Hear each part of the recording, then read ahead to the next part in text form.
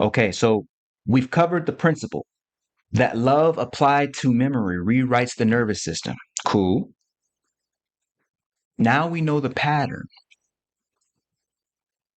that negative memories create the wound loops, put you back in the phantom zone. Okay.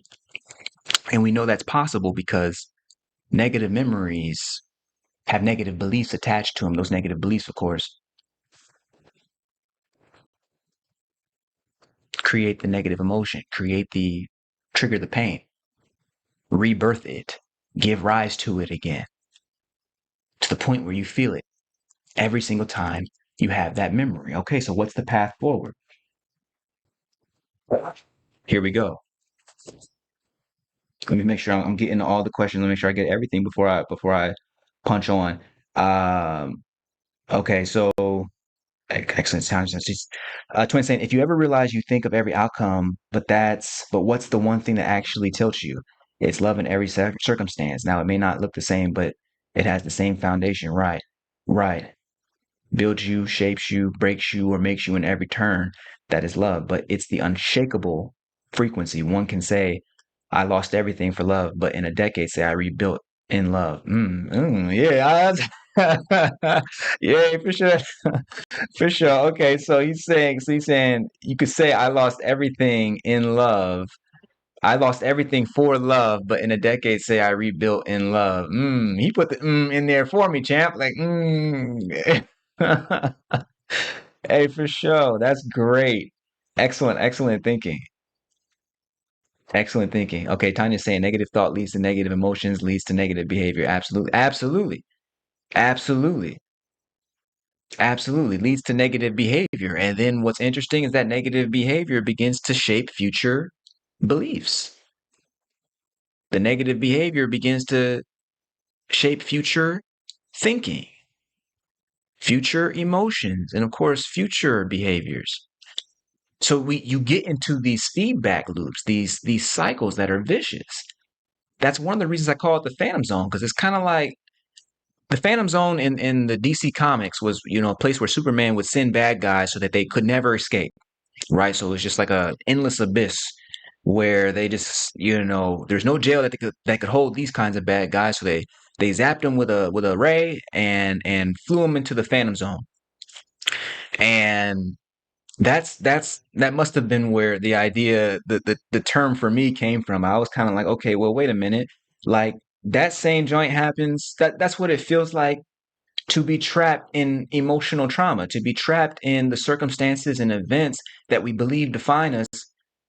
That's what it feels like. That's what it feels like to be trapped by history, or what we call history. That's basically what it feels like to be trapped inside our own minds. And so I was like, oh dang, what that's like the zone. This endless abyss. So we need to find the path out. I provide you with 2 steps tonight. One and two, so there can be no mistaking. One, then two, so there can be no mistaking. Step one.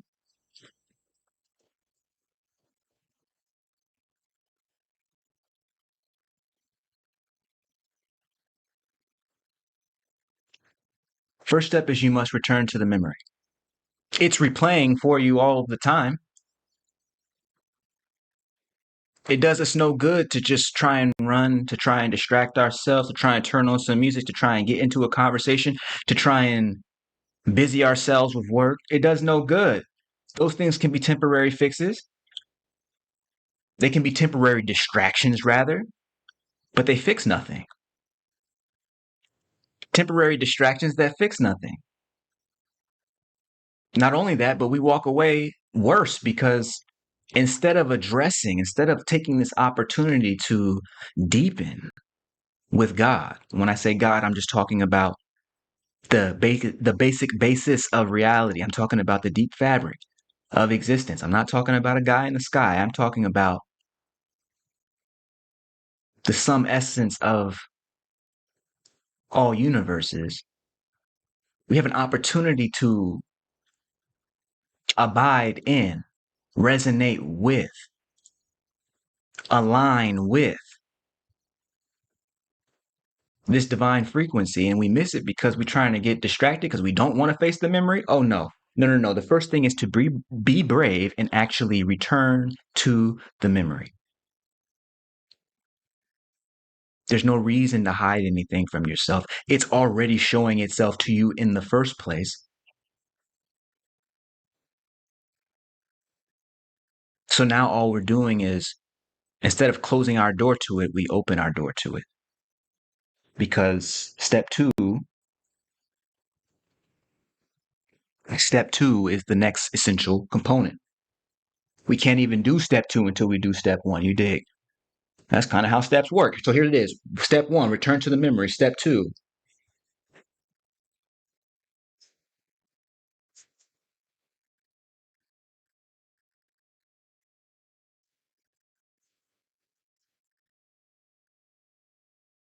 step two is add step two is add love, not belief. Step two is add love, not belief. Step two is add love, not belief. What am I saying? I'm saying that you must retain the ability to allow a memory to surface for you, to allow it to play before your inner eyes. It's still happening inside of your head. You can see it. But instead of judging it, instead of saying, oh, wow, that really was so embarrassing, instead of forming any opinion about it at all, instead of adding any belief to it at all we're going to do is get in touch with the very love that you have for the people you love most in your life, for yourself. We're going to get in touch with that basic core emotion, that basic core frequency. And rather than treat it as a figment of our imagination, we're going to treat it as a substance that we can allow our memories to dissolve in. We're going to take love back into our memory and actually send it, impregnate with love every single person that's inside that memory, every single artifact, every object. What we are doing is rearranging psychoneurologically, we are rearranging what the event means to you because we're rearranging the relationship between things. For me, suddenly the clerk no longer is this antagonistic person asking about $2.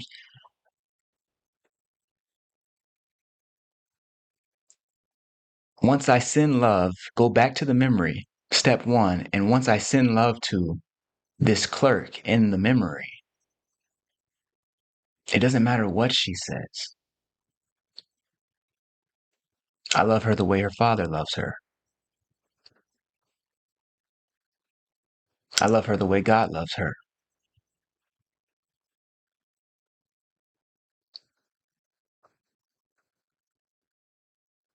When I go back into the memory and I see all the people on the side staring at me, wondering why I'm holding up the line,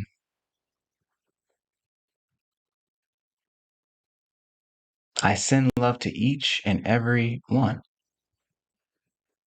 of those people in that line. And it doesn't matter how long they're sitting there staring at the side of my neck. I love them the way their mother loves them, the way their grandfather loves them.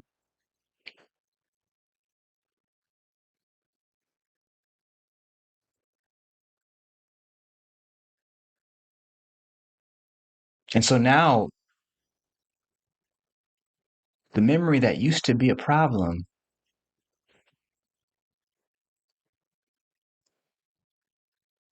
means nothing to me but love.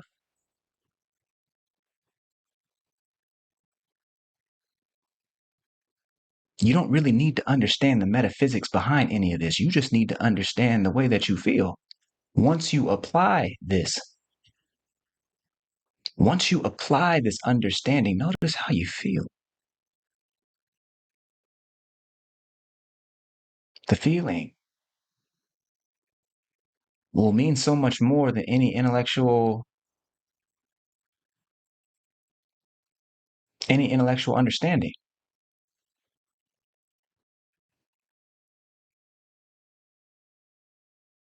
So when we have this principle that love applied to memory rewrites the nervous system, we understand our pattern that negative memories create wound loops.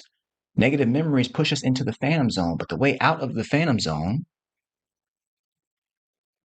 is to return to the memory and add love, not belief. We are to return to the memory and add love,